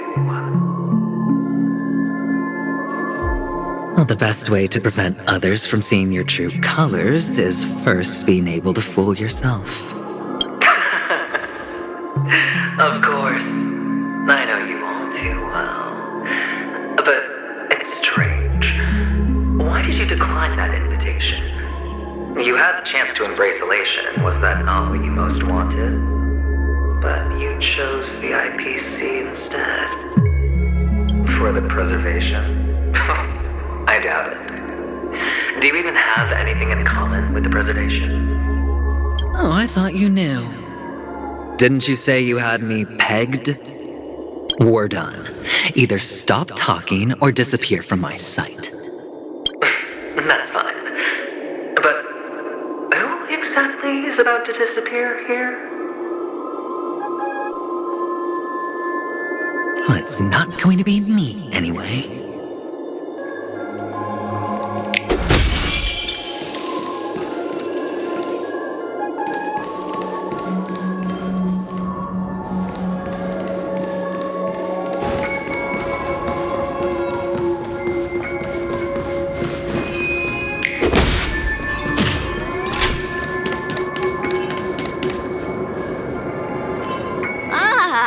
Playing hide and seek. I'm really good at this.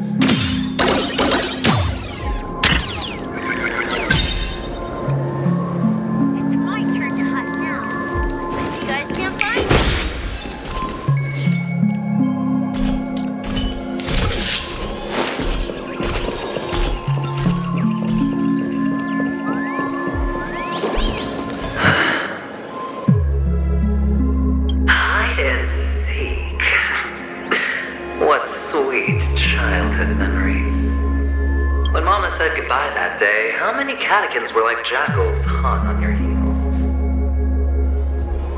I know you won't forget that sound anytime soon. Those shrill cackles.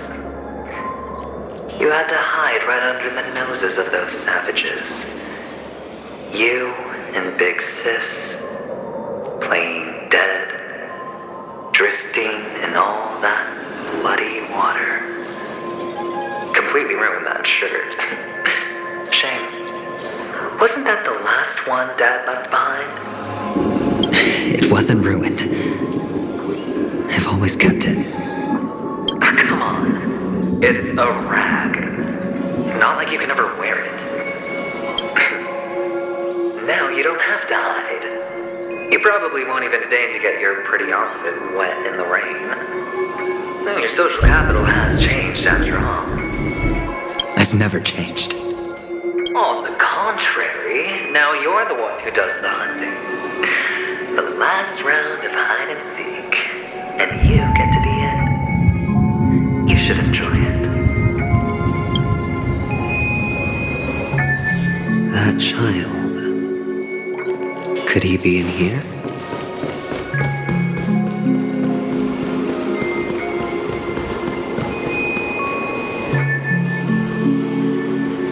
Is this a topaz?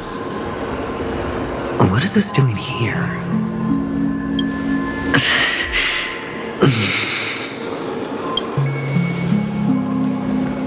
What? Does your cornerstone wrench out of your heart, son? I was merely curious at why it was here. Maybe that winged guy put it here. To taunt you. Just to make you realize that your painstakingly arranged magic show is nothing but a death rattle. The cornerstone's hue is the same as the radiance of Clipant's body. I've got to give it to you. I've heard a lot of baloney, but that lie deserves a prize for sheer nerve. If he were just a little bit smarter, the jig would have been up right there. This is just bait. Of course. That's why Ratio's betrayal was one of the keys to your plan. I have to say, that doctor's acting was superb. Or maybe he wasn't acting at all. All the better for you. Sunday didn't become head of the Oak family by acting sloppy.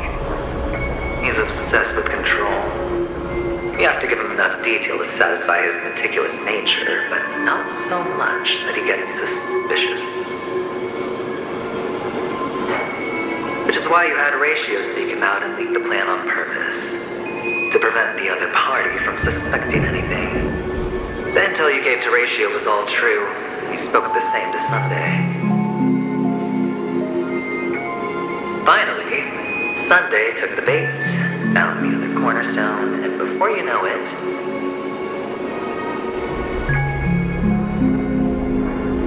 everyone's distracted enough for you to steal the third stone right out from under them. Why don't you stop rummaging through my mind? Your mind? It's our mind. You're me, and I'm you. We're the same.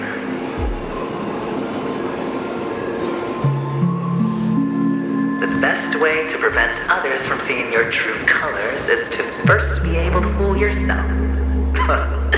Really? You can't even fool yourself. You just got lucky this time.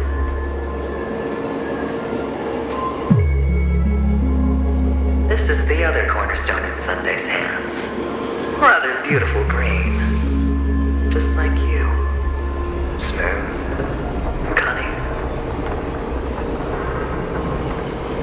Tell me, what's its name?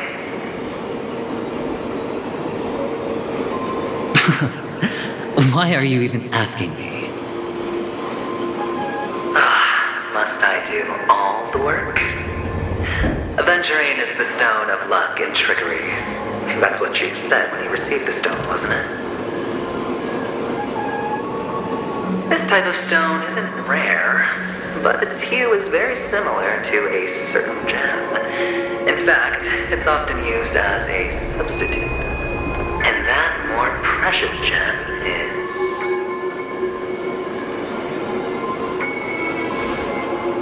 jade. Even Sunday can't tell the difference. Oh, looks like jade can be substituted for aventurine, too. Sauce for the goose. Aventurine, topaz, jade. 3 elites, 3 cornerstones who, for a measly penny, offered their everything. Oh, you're even more united than the family. As I've said before, 3 chips are sufficient. All or nothing. But will it be the former or the latter? We'll find out soon enough. So, where's the real aventurine stone? Take it out, let's have a look. Suddenly you don't know where it is? I just want to hear you say it. After all, it really does resemble its owner. As you wish, then. They never went anywhere. They're right where they belong. Piled up with these cheap baubles. You smashed the aventurine stone before you left? Oh, just look at it. Shattered. Just like your life. Poor thing. A humble pebble coated in the most lustrous sheen. I take it back. This thing is far more precious than your life. You're absolutely clear about the consequences of doing this. Blasphemy against Clipoth's body.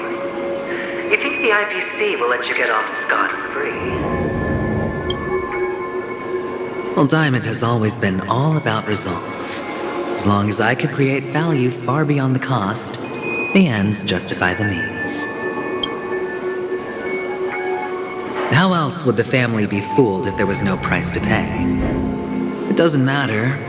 Even smashed to smithereens, the preservation's cornerstone can still be used. Its effect may be greatly diminished, but it's enough for me. Now I'm really curious.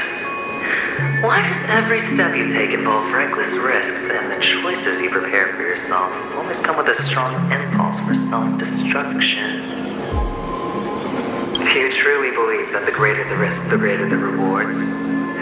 I wouldn't have guessed you'd be so loyal to the IPC. There is so much you don't see. Which is also why you'll never see how I'll win it all. That is, if you can do what it takes. We'll just have to wait and see then. The cornerstone is gone. Another illusion of the harmony. Huh?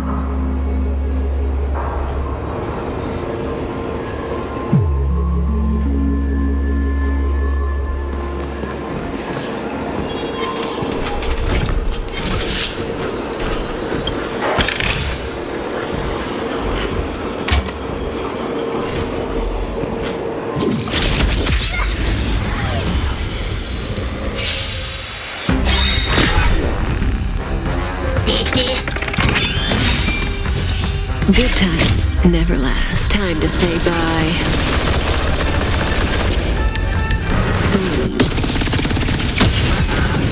So you are afraid of me. Let me end your misery.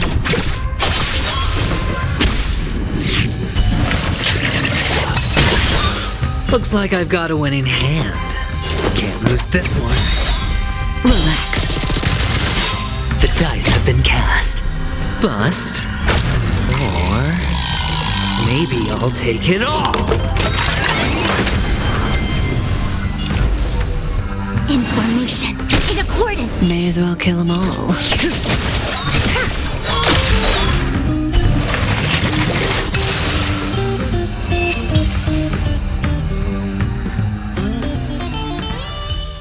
The cornerstone is gone. Another illusion of the harmony.